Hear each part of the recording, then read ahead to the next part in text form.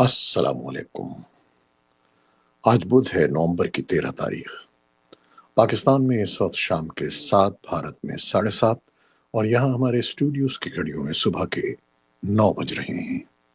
Voice of America, Washington کی Urdu service سے میں ہوں خالد حمید، خبروں کے ایک بلیٹن کے ساتھ۔ پاکستان، بھارت، افغانستان اور عالمی خبروں کے ساتھ آغاز کرتے ہیں۔ چین پاکستان سے یہ مطالبہ کر رہا ہے کہ اس کے شہریوں پر ہونے والے حملوں کے ذمہ داران کو انصاف کے کٹہرے میں لایا جائے اور چین کے شہریوں کی مستقل حفاظت ممکن بنانے کے لیے سیکیورٹی گارڈز تعینات کرنے کی اجازت دی جائے۔ تاہم فی الوقت پاکستان اس کے لیے راضی نظر نہیں آتا۔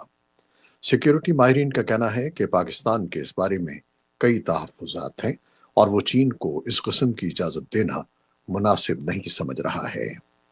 ماہرین کا خیال ہے کہ چین کو پاکستان کے سیکیورٹی چیلنجز کا ادراک تو ہے، لیکن اس کے باوجود اسے فوج یا سیکیورٹی گارڈز تعینات کرنے کے مطالبے کے بجائے پاکستانی سیکیورٹی فورسز کی استعداد کار بڑھانے اور انٹیلیجنس میں مدد کرنی چاہیے۔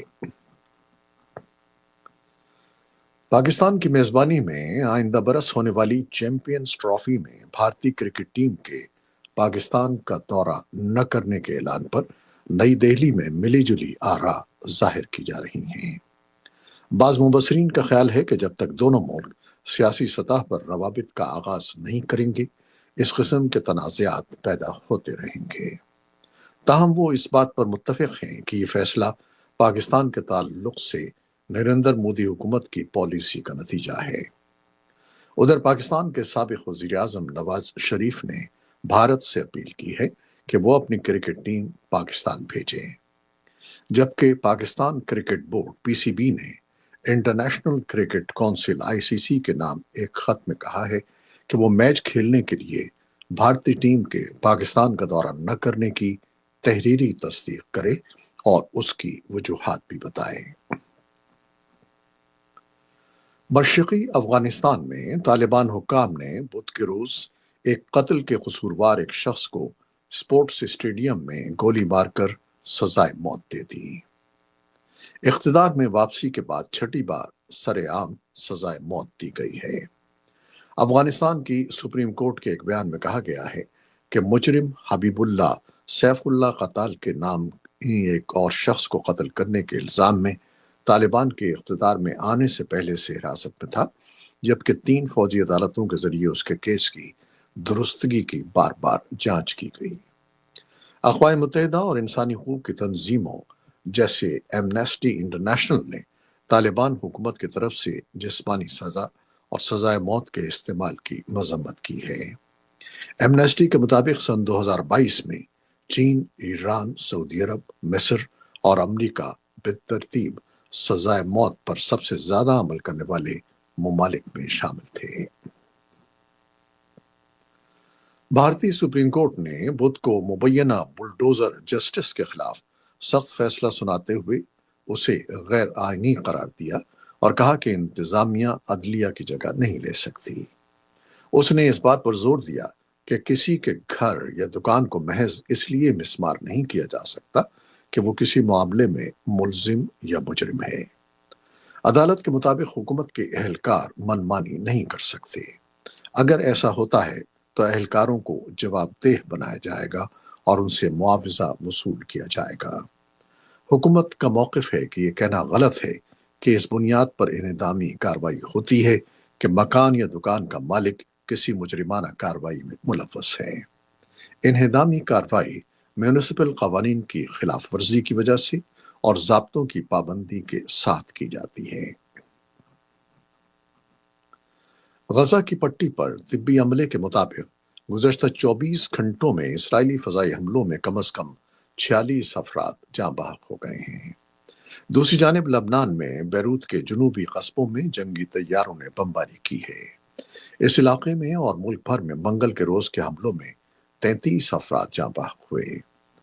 ادھر صدر جو بائیڈن نے منگل کو اوول آفس میں اسرائیل کے صدر کے ساتھ ملاقات کے دوران اسرائیل کے دفاع کے لیے اپنی بھرپور وابستگی کا اعادہ کیا۔ انہوں نے غزہ میں 1 سال سے زیادہ وقت سے جاری تنازع کے بعد حماس کے زیر حراست باقی یرغمالیوں کی واپسی دیکھنے کی خواہش کو دہرایا۔ اور امریکی وزیر خارجہ اینٹنی بلنکن نے بدھ کے روز اسرائیل سے مطالبہ کیا کہ وہ غزہ لڑائی میں زیادہ دورانیے کا وقفہ کرے تاکہ جنگ سے تباہال آبادی کو امداد کی فراہمی ممکن بنائی جا سکے۔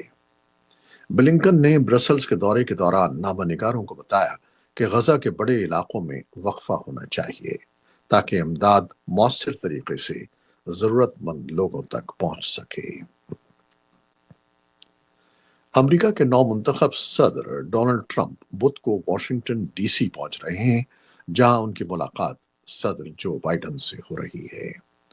واشنگٹن ڈی سی آمد کے موقع پر وہ امریکی کانگریس کے ایوان نمائندگان میں موجود ارکان سے بھی ملاقات کا ارادہ رکھتے ہیں۔ نو منتخب صدر نے مزید کئی افراد کو آنے والی انتظامیہ کے مختلف عہدوں کے لیے نامزد کر دیا ہے۔ انہوں نے منگل کو سیکریٹری دفاع، homeland security chief, director CIA، department of government efficiency کے سربراہان، اقوام متحدہ میں امریکی سفیر، مشیر برائے نیشنل سیکیورٹی اور اسرائیل کے لیے امریکہ کے سفیر سمیت دیگر عہدوں پر نامزدگیوں کا اعلان کیا ہے۔ یوکرین کے دارالحکومت کیف میں بدھ کو دھماکوں کی آوازیں سنی گئی ہیں۔ دھماکوں سے قبل یوکرین کی ایئر فورس نے ملک میں ہنگامی الرٹ جاری کر دیا تھا۔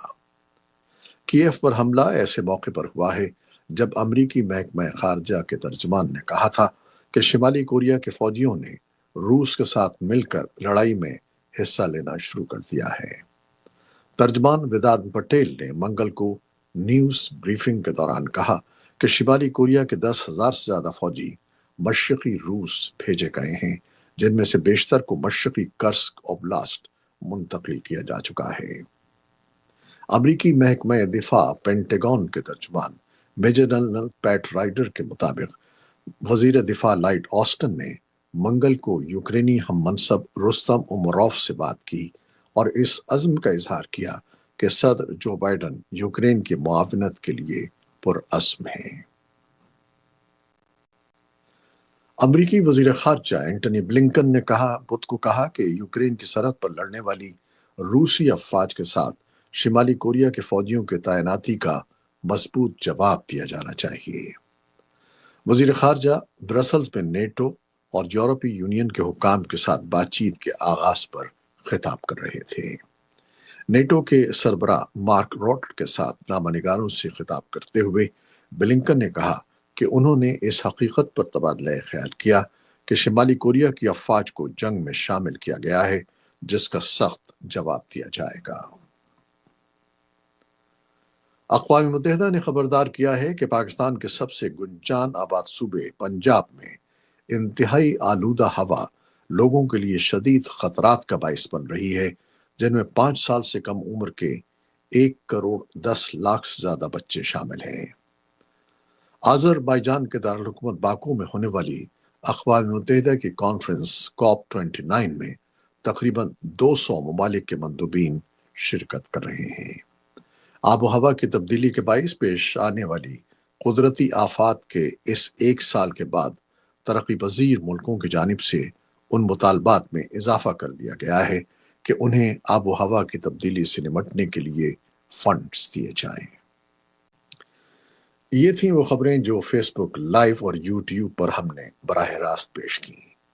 ہماری ویب سائٹ اور پوڈ کاسٹ پر یہ بلیٹن آپ کے لیے پوسٹ کر دیا جاتا ہے۔ آپ ہمارے بلیٹن کو شیئر کرتے ہیں اور اپنے کمنٹس میں اپنی محبتوں کا اظہار کرتے ہیں، جس کے لیے ہم آپ کے بے حد مشکور ہیں۔ اپنی ان کوششوں کو جاری رکھیے گا۔ نیوز پروڈیوسر عائزہ عرفان اور نیوز ایڈیٹر بہجت جیلانی کے ساتھ خالد حمید کو اب اجازت دیجیے گا۔ اللہ حافظ۔